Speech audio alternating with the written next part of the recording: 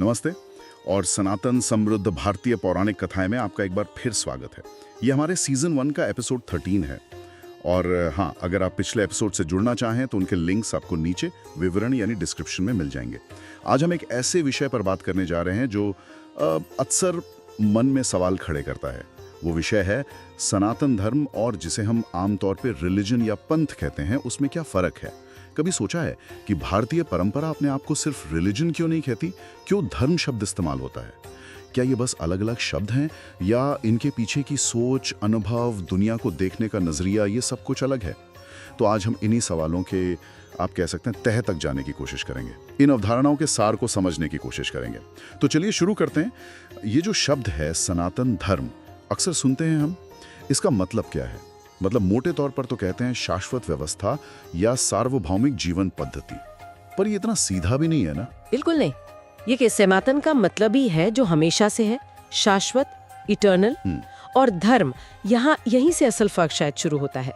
पश्चिम में जिसे रिलीजन कहते हैं उसका आधार ज्यादातर बिलीफ होता है, मतलब आस्था या विश्वास किसी एक किताब पर, किसी पैगंबर पर या कुछ खास सिद्धांतों पर। लेकिन धर्म शब्द वो संस्कृत की ध्री धातु से बना है। ध्री? हाँ, ध्री, जिसका मतलब होता है धारण करना या संभालना। तो धर्म वो सिद्धांत है जो ब्रह्मांड को, समाज को, व्यक्ति को एक तरह से संभालते हैं, संतुलन में रखते हैं। ये सिर्फ पूजा पाठ या रिचुअल्स नहीं है, ये सत्य है, सही आचरण है, कर्तव्य है, प्रकृति और समाज के साथ हार्मनी में जीना है। तो धर्म को सिर्फ रिलीजन का अनुवाद मान लेना, वो इसे बहुत सीमित कर देता है। ये बहुत व्यापक, बहुत गहरी चीज है। ये दिलचस्प है। तो आप कह रही हैं कि सनातन धर्म किसी एक विश्वास प्रणाली या किसी एक संस्थापक तक ही सीमित नहीं है, बल्कि ये उन शाश्वत सिद्धांतों को, उन नियमों को जीने का नाम है। बिल्कुल, और यही इसकी खासियत है, इसकी प्रकृति है। इसे किसी एक व्यक्ति ने या एक किताब ने या एक संगठन ने शुरू नहीं किया है। इसे तो ऋषियों ने अपनी साधना से खोजा, अनुभव किया और फिर साझा किया। इसीलिए इसमें आपको कोई एक फिक्स्ड ढांचा या डॉगमा नहीं मिलेगा। ये खुला हुआ है, लगातार विकसित होता रहता है। इसमें अनगिनत दर्शन हैं, साधना की पद्धतियां हैं, रीति रिवाज हैं, व्याख्याएं हैं। शर्त बस एक ही है कि वो सत्य और कल्याण के मार्ग पर हो। इसमें एक गजब का लचीलापन है, एक सेल्फ रिन्यूअल की क्षमता है। अच्छा, और दूसरी तरफ जब हम रिलीजन की बात करते हैं, आपने बताया उसकी जड़ें लैटिन शब्द रिलिगारे में हैं, जिसका मतलब बांधना होता है। तो उसका स्वरूप कैसा दिखता है आमतौर पर? सामान्यतः रिलीजन में एक ज्यादा स्पष्ट संरचना, एक स्ट्रक्चर होता है। एक संस्थापक या पैगंबर होते हैं, एक या कुछ प्रमुख पवित्र ग्रंथ होते हैं, जैसे बाइबल है, कुरान है, तोरा है। संगठित संस्थाएं होती हैं, चर्च, मस्जिद, सिनागॉग। और अक्सर कुछ तय नियम और कानून होते हैं जिनका पालन अनुयायियों के लिए जरूरी माना जाता है। और ये नियम कई बार अनुयायियों को गैर अनुयायियों से अलग भी करते हैं। और ये जो बांटने वाली बात आपने कही, रिलिगारे, क्या इसका मतलब यह है कि रिलीजन अक्सर अपने मानने वालों को एक खास विश्वास या समुदाय से मजबूती से जोड़ता है और कभी-कभी दूसरों से अलग भी कर देता है? हाँ, अक्सर ऐसा देखा जाता है। देखिए, रिलीजन समुदाय बनाने में, एक सेंस ऑफ बिलोंगिंग देने में बहुत शक्तिशाली हो सकता है, इसमें कोई शक नहीं। ये लोगों को एक पहचान देता है, एक साझा नैतिक आधार देता है। लेकिन हाँ, इसकी एक एक्सक्लूसिव, मतलब विशिष्ट प्रकृति भी हो सकती है। कई बार ये धारणा होती है कि मोक्ष या स्वर्ग पाने का यही एकमात्र सच्चा रास्ता है। अच्छा। और इससे फिर हम बनाम वे वाली भावना भी पनप सकती है। इसमें सदस्यता, मतलब किसी समूह का हिस्सा होना, वो अक्सर महत्वपूर्ण माना जाता है। और ध्यान ज्यादातर परलोक पर या ईश्वर की किसी एक खास अवधारणा पर केंद्रित होता है। तो अगर अब थोड़ा तुलना करके देखें सनातन धर्म और रिलीजन की, कुछ मुख्य अंतर क्या नजर आते हैं? जैसे आपने शुरुआत में ही कहा, उत्पत्ति का। सनातन धर्म अनादि है, कोई एक संस्थापक नहीं, जबकि रिलीजन का एक निश्चित आरंभ बिंदु, एक संस्थापक होता है। इस बुनियादी फर्क का क्या असर होता है? धर्म का कोई एक संस्थापक नहीं है तो किसी एक व्यक्ति या उसकी विचारधारा के प्रति ही चूड़ांत निष्ठा की मांग नहीं होती। जोर सिद्धांतों पर ज्यादा रहता है, व्यक्ति पर कम। इससे क्या होता है कि विचारों की विविधता के लिए, बहस के लिए ज्यादा गुंजाइश बनी रहती है, जबकि रिलीजन में संस्थापक या पैगंबर का स्थान अक्सर केंद्रीय होता है उनके कहे शब्द या वो ग्रंथ ही अंतिम सत्य माने जा सकते हैं। इससे कभी-कभी नई व्याख्याओं की या बदलाव की संभावना थोड़ी सीमित हो जाती है। और वो जो आपने धर्म बनाम आस्था वाला बिंदु बताया था, वो भी मुझे काफी जरूरी लग रहा है। एक तरफ सही जीवन जीने, कर्तव्य निभाने पर जोर है, दूसरी तरफ कुछ सिद्धांतों या किसी सत्ता में विश्वास रखने पर। बिल्कुल, धर्म आपके आंतरिक स्वभाव से, आपके कर्म से जुड़ा है। आपका कर्तव्य क्या है, आपकी प्रकृति क्या है, आप समाज और ब्रह्मांड के साथ कैसे संतुलन साधते हैं, ये सवाल अहम है। आस्था या बिलीफ ज्यादातर बाहरी चीजों पर निर्भर करती है कि आप ईश्वर के होने में विश्वास करते हैं, कि आप उस किताब को मानते हैं। ये अंतर व्यक्तिगत अनुभवों को बहुत अलग ढंग से शेप करता है।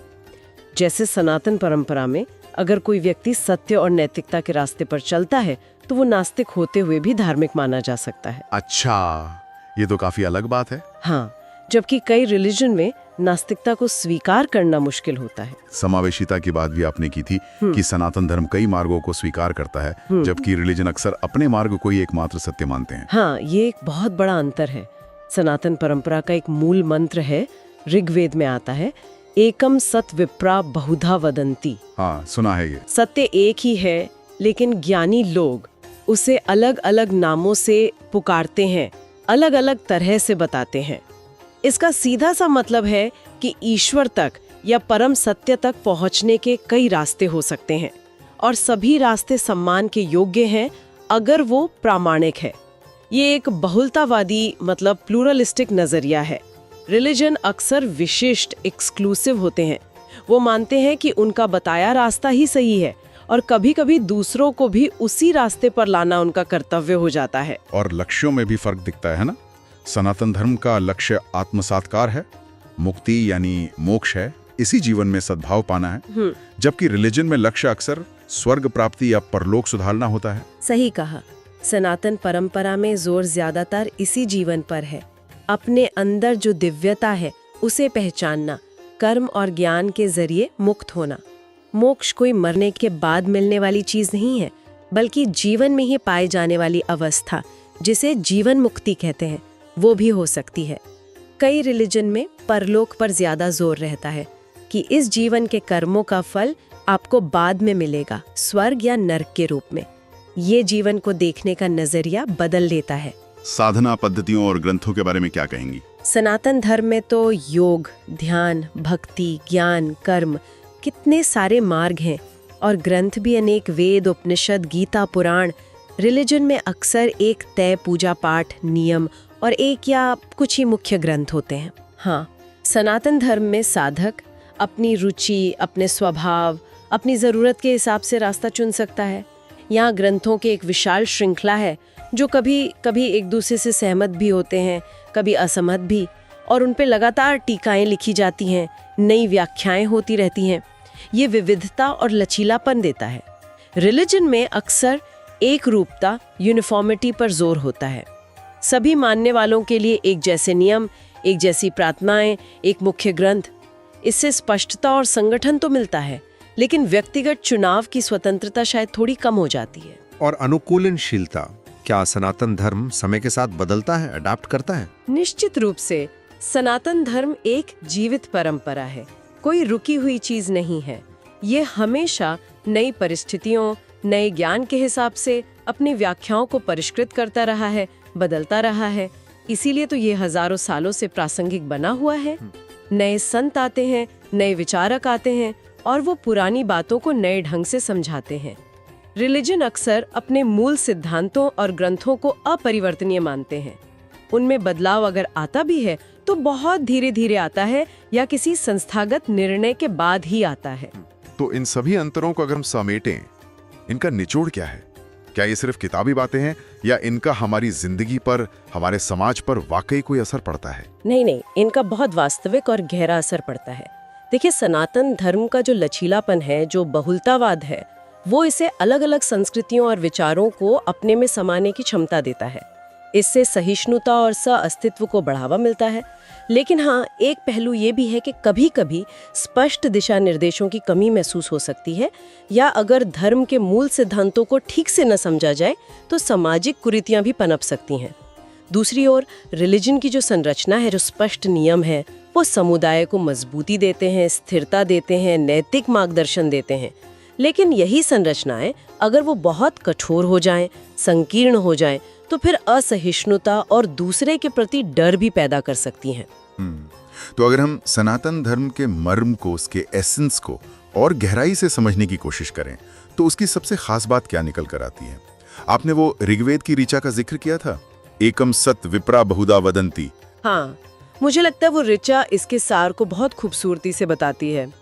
सत्य एक है, पर उस तक पहुंचने के रास्ते अनेक हो सकते हैं और ज्ञानी लोग उसे अलग अलग तरह से व्यक्त करते हैं।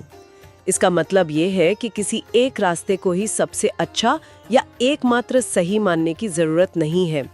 हर सच्ची आध्यात्मिक खोज, चाहे वो आस्तिक की हो, नास्तिक की हो, एकेश्वरवादी हो, बहुदेववादी हो, अद्वैतवादी हो या भक्ति मार्ग हो, वो सम्मान के योग्य है और वो अंततः आपको एक उच्चतर चेतना की ओर ले जा सकती है।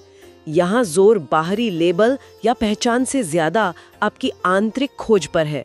कोई बाध्यता नहीं है, बल्कि सवाल पूछने के लिए, बहस करने के लिए, खुद सत्य को खोजने के लिए गहरा प्रोत्साहन है। ये तो वाकई बहुत उदार और खुली सोच लगती है।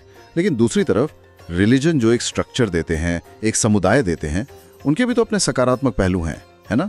ऐसा तो नहीं कि वो सिर्फ बांधते ही हैं। बिल्कुल है, बिल्कुल है। और उन्हें मानना, उन्हें स्वीकार करना भी बहुत जरूरी है। रिलीजन लोगों को एक पहचान देता है, अपनेपन का एहसास कराता है, मुश्किल वक्त में बहुत बड़ा सहारा बन सकता है। ये अक्सर बहुत स्पष्ट नैतिक नियम देता है जो समाज को व्यवस्थित रखने में मदद करते हैं। और इतिहास गवाह है, रिलीजन ने लोगों को प्रेम, करुणा, दान, सेवा, न्याय जैसे कामों के लिए प्रेरित किया है। कला, संगीत, साहित्य, वास्तुकला, इन सबको रिलीजन से कितनी अद्भुत प्रेरणा मिली है। सही कहा। लेकिन फिर वही सवाल, क्या ये सकारात्मक पहलू कभी कभी नकारात्मक में बदल सकते हैं? जैसे वो हम बनाम वे वाली मानसिकता या अपने विश्वास को दूसरों पर थोपने की कोशिश। हाँ, ये रिलीजन का एक दोहरा पहलू है, एक ड्युअलिटी है। जब आस्था गहरी होती है, व्यक्तिगत होती है, तो ये बहुत पॉजिटिव फोर्स बन सकती है। लेकिन जब ये संगठित होकर कठोर हो जाती है, बदलने को तैयार नहीं होती, एक्सक्लूसिव हो जाती है, जब ये दावा करती है कि सिर्फ वही सही है और बाकी सब गलत, तब ये विभाजन का, संघर्ष का और यहाँ तक कि हिंसा का कारण भी बन सकती है। जब रिलीजन अपनी सीमाओं को बहुत सख्ती से खींच लेता है, तो वो मानवीय अनुभव की विविधता को सीमित कर सकता है। संतुलन साधना बहुत जरूरी है। अगर हम इतिहास को देखें तो हमें दोनों चीजें दिखती हैं। धर्मों और संस्कृतियों के बीच सद्भाव भी रहा है और संघर्ष भी।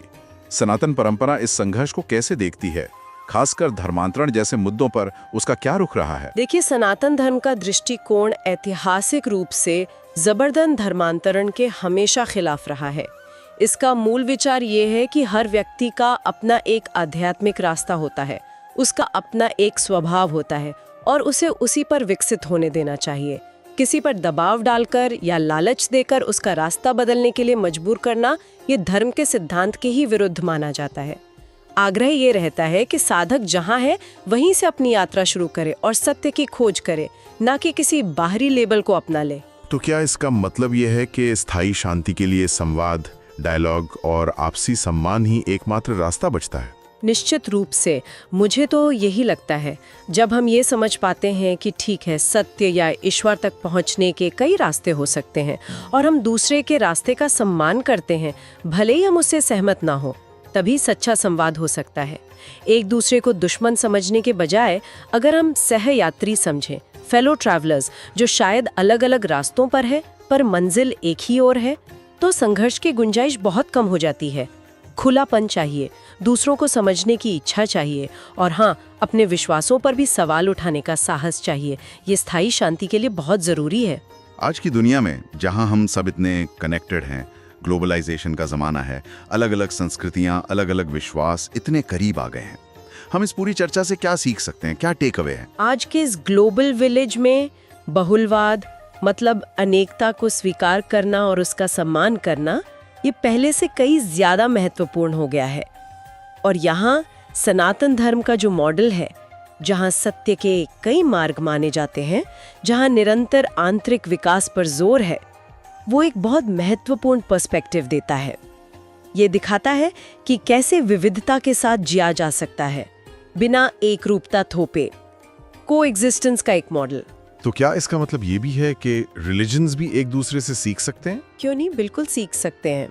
अगर आप देखें तो सभी महान परंपराओं के मूल में आपको प्रेम, करुणा, न्याय, सत्य, सेवा जैसे मानवीय मूल्य मिलेंगे। ये कॉमन ग्राउंड है।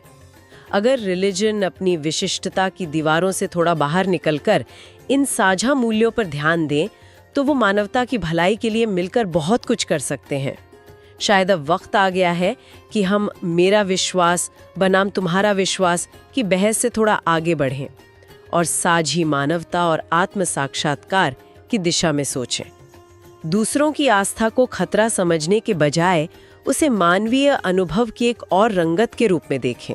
बहुत खूब कहा आपने। ये वाकई एक गहरी और सोचने पर मजबूर करने वाली चर्चा रही। तो अब श्रोताओं के लिए एक विचारोत्तेजक प्रश्न छोड़ते हैं।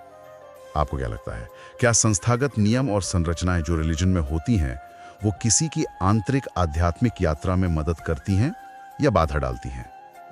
और आज के समय में विभिन्न मान्यताओं और आध्यात्मिक मार्गों के बीच आपसी सम्मान को कैसे और बेहतर तरीके से बढ़ावा दिया जा सकता है? हमें इस चर्चा पर आपके विचार जानकर बहुत खुशी होगी। तो प्लीज नीचे कमेंट्स में अपने विचार जरूर साझा करें। अगर आपको ये बातचीत ज्ञानवर्धक लगी हो, कुछ नया जानने को मिला हो, तो इसे लाइक करें और अपने दोस्तों और परिवार के साथ शेयर भी करें।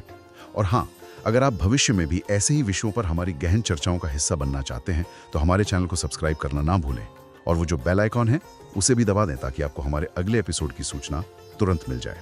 अगले एपिसोड में हम एक और बेहद दिलचस्प विषय पर बात करने वाले हैं।